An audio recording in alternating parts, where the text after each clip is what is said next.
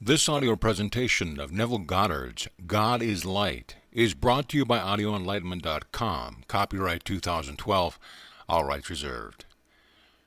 God is light. We are told in the first epistle of John, the first chapter, this is the message we have received from him and proclaim to you, that God is light, and in him there is no darkness at all. Is this a figure of speech or literal fact?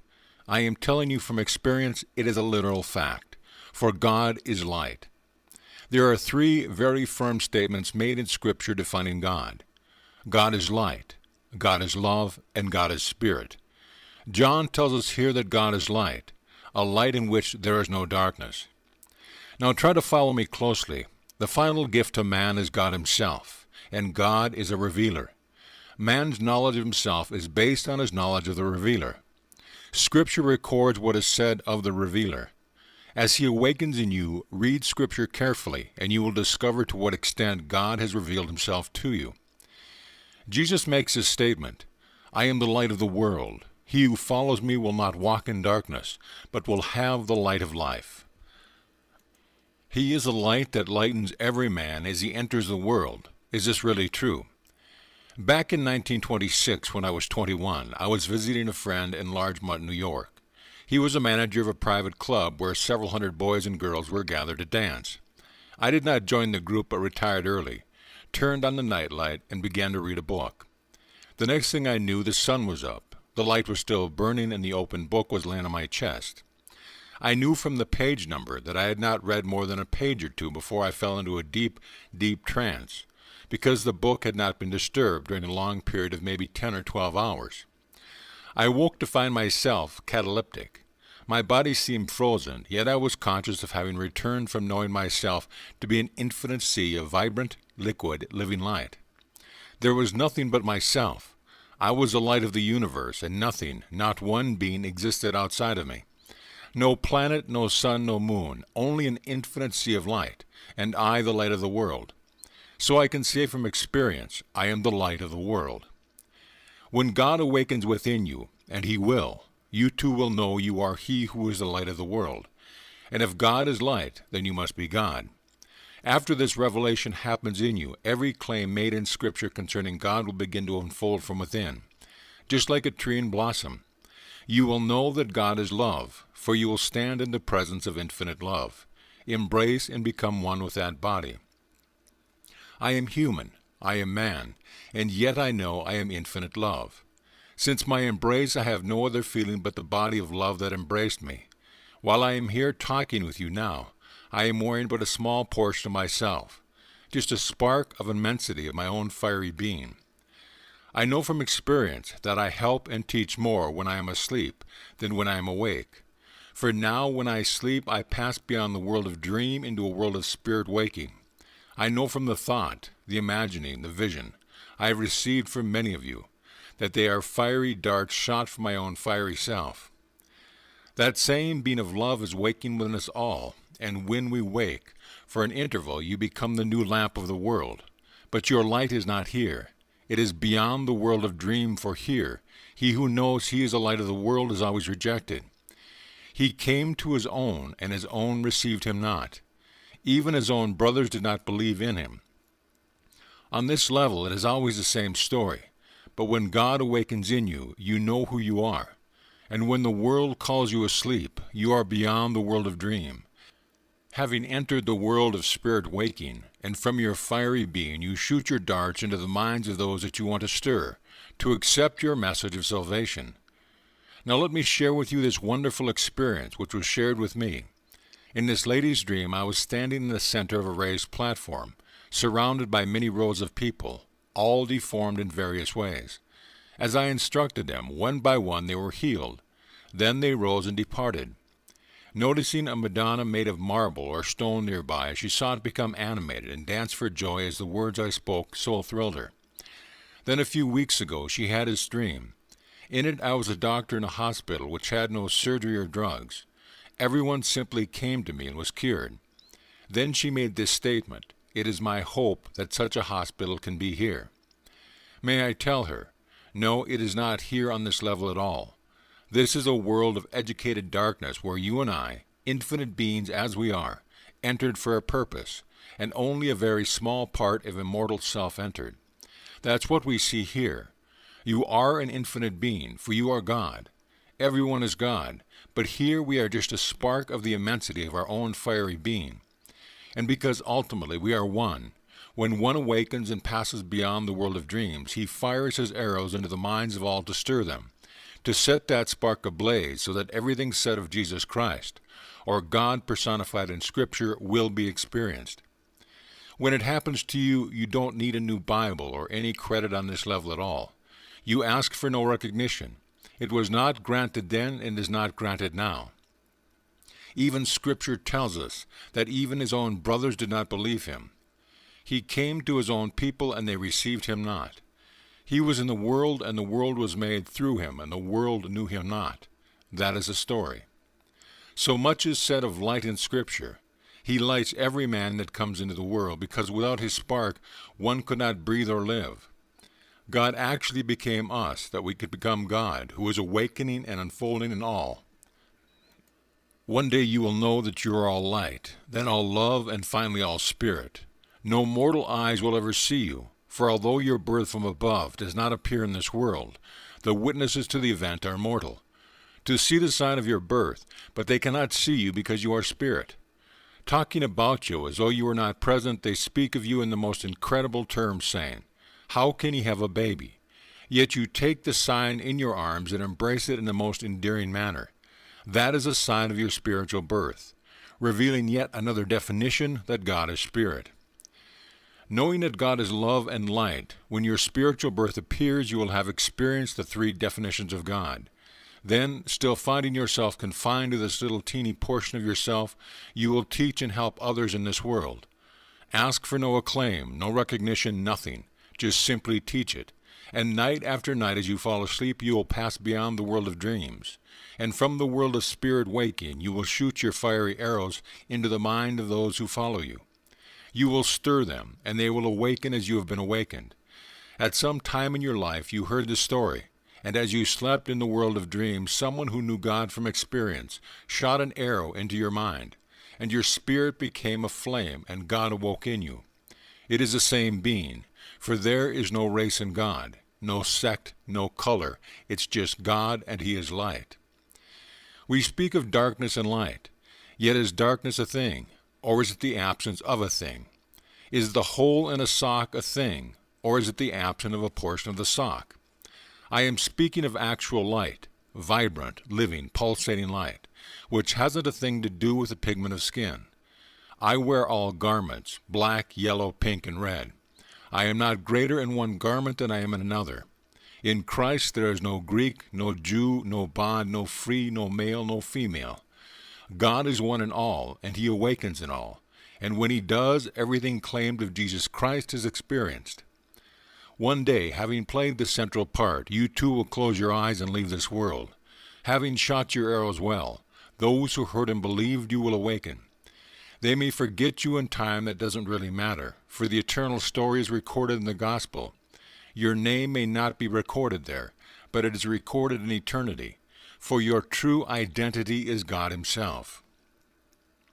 On this level, you can start from here, right now, and fulfill any dream. May I tell you, you are going to live the life that you are imagining, so imagine well.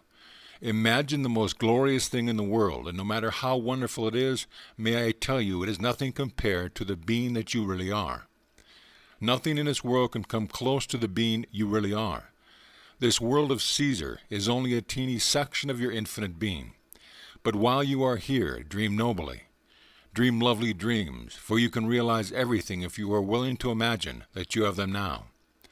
Begin now to imagine you are the man or woman you would like to be, and regardless of what happens tomorrow, next week, or next month, if you persist in the assumption that you already are what you want to be, you will become it in this world of flesh and blood.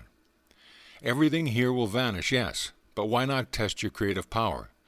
Then you will begin to taste the power latent within you, and you will discover that you can conjure out of your own depth things that are seemingly impossible, conjured by the mere act of assumption. If you dare to act and persist in acting as though it were true, and it becomes a fact, Then you will know the truth of your creative power. The promise you have to take on faith. I tell you from experience, it is true. I have experienced the fact that God is love, the fact that God is a Father.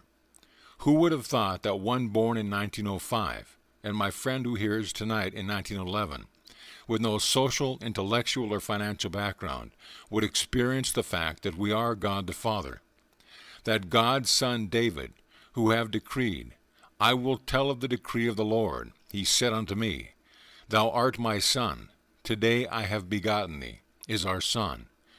Who would have thought that we, born in the 20th century, are the father of one who is supposed to have lived 1000 BC, when we have no memory beyond that little moment in time? I can return to the age of 3 in my memory, yet we have both returned to the same memory and remembered one who supposedly lived 3,000 years ago. We know from experience that we are the ones who declared, You are my Son, today I have begotten thee. We know we are the immortal being who took upon ourselves mortality to test our own infinite power by becoming just a small part of it, having played the various parts we agreed to play. Fatherhood once more has become a part of our consciousness, and David has stood before us and called us Father. This is a thrill that is in store for everyone. So when my friend saw this healing, she saw correctly, for in 1946 I was lifted up, and as a heavenly chorus sang, Neville is risen, Neville is risen, everyone before me was made perfect in harmony with the perfection springing from within. That is in store for everyone in this world, and in the end we are all gathered into one being, yet without a loss of identity. There is a friendship, and as with friends you accept the existence of others. So God's name is plural. It is a unity made up of others. When you and I deliberately entered the state called Abraham, we were told, For a surety, your descendants will be the sojourners into the land that is not theirs, and they will be enslaved there for 400 years. Then they will come out with great possessions. 400 is the last letter of the Hebrew alphabet, whose symbol is a cross. Now crucified on a garment of flesh, you are enslaved by it, and must perform all of its normal, natural functions. Regardless of whether you are a king or a serf, you must perform all of the functions of man. Isn't that a slave? But one day I, who am God, will bring my identity with me, out of limitations and darkness into the world of light. For I am bringing out myself. It was God who made the decision and God who fulfills it in this wonderful world. We are told in the 82nd Psalm, I say, You are God, sons of the Most High, all of you. Nevertheless you will die like men and fall as one man, O princes. If you are a prince, is your father not a king? Coming out from the Father into the land of forgetfulness, memory died as we fell as one man. But when we return, we are the king, for we return as the Father, now sons of the Most High. God's final gift to us is himself, and God is love. God is spirit, and God is light. And you are destined to experience everything that is claimed of Jesus Christ in the gospel. Don't try to change the Bible, leave it just as it is. I stand amazed, yet I cannot be disturbed when I read how the great scholars interpret it. Today I looked and took the word light and was amazed how the scholars interpreted it as a figure of speech. They could not believe the word could be taken in a literal sense, so they gave it every kind of interpretation. These are the great minds of the day, men who are masters of the ancient tongue, but they know nothing because they haven't had the experience. I tell you, Scripture is literally true. All the precepts of Jesus Christ must be accepted literally, for they will be experienced literally, in a region so remote from that which man knows or can ever conceive. You can't even think of it here, but God does it there, and you will know that you are the central character of Scripture as the whole thing unfolds within you. On this level, you dwell on what I have told you this night. You will find that it will pay off in tremendous dividends. You will reach the point when you will know that your wish is already fulfilled. Then you will sigh and say, Thank you, Father. Even though you know you are the Father, you can still address him as another, but an intimate self. He who sent me is with me. He has never left me. If you see me, you see him who sent me, for we are one. I and my Father are one. You can actually have a wish, thank him, and wait for it to appear in this world, and it will. Now the same lady who wrote the letter concerning the healing said, I wanted to see Bergman, so I called the agencies. I called friends whom I thought had influence. I made every physical effort to obtain a ticket to no avail. Then, aggravated with myself, I simply assumed I was in the audience, watching the show and enjoying it thoroughly. A few days later, a friend who lives in New York City called to ask if I could see him on a certain night, as he was going to be in town. I agreed, and after dinner he took me to see Bergman. This lady made every physical effort to get a seat, but one was not available. Yet when she assumed she was there, 3,000 miles away, a friend decided to come west and take her. Now people will tell you that tickets are available out of town, or that certain seats are kept aside for special people, for people are forever justifying everything. But my friend didn't ask for justification. She simply assumed she was seated in a theater, and a friend 3,000 miles away fulfilled her imaginal act. You can be anything you want to be, for you are going to be what you are imagining anyway. As man imagines, he lives. Morning, noon, and night, you can't stop imagining, because the candle has been lit. Job tells us that the Spirit of the Lord is the candle on his head. Your candle is now lit, and you are moving through a world of darkness towards the fulfillment of all that you have imagined. So imagine the best, for everything is yours for the taking. Fulfill every desire while you are here, and when you come to the end, you will discover that you are God. You began as God, and you end as God. 4. I am the beginning and the end, the first and the last, the Alpha and the Omega. God can't bring out another, so out of himself comes all that goes to make God. For he is the Elohim, a compound unity. In the beginning God, Elohim, is one made up of others. You and I came out of the Elohim, and in the end we go back as the Elohim. But this time we are aware of being the Father. As common sons or princes, we return as kings. That is the journey for everyone in this world. I am telling you from experience the story is true. God is light. In the book of 1 John, he speaks as though he had only heard and not experienced, saying, We will tell what we have heard from him and proclaim to you that God is light, and in him there is no darkness at all. But in the Gospel of John, he speaks from experience, and puts these words in the mouth of the central character, saying, I am the light of the world. He who follows me will not be in darkness, for I am the light of life. Here we see light identified with life. There is something within you which is all light, the light of life by which you animate and starts things moving, just as the lady saw the statue. It was dead, made of marble, but as everyone was perfectly formed, the Madonna became animated and began to dance. You animate everything, for you are God, buried in your mortal body, which is an external part of the universe. The bodies you see here are sepulchres. They appear to be alive while you wear them, but they are dead. You animate them, for you are the princes who, dwelling as one man, became fragmented in all these little parts. The one who fell was the king. Now a prince, you are gathering yourself together into the one being called the Lord God Jehovah, who is Jesus Christ. I know it doesn't make sense on this level. It is not expected to, but I tell you it is true. Night after night I go to bed and move beyond the world of dreams into the world of spirit-making, and from there I shoot my pharaoh arrows, knowing they never miss. Then someone will bring me a message, telling me she saw circles after circles after circles in the air, and an arrow penetrate the smallest circle and swivel.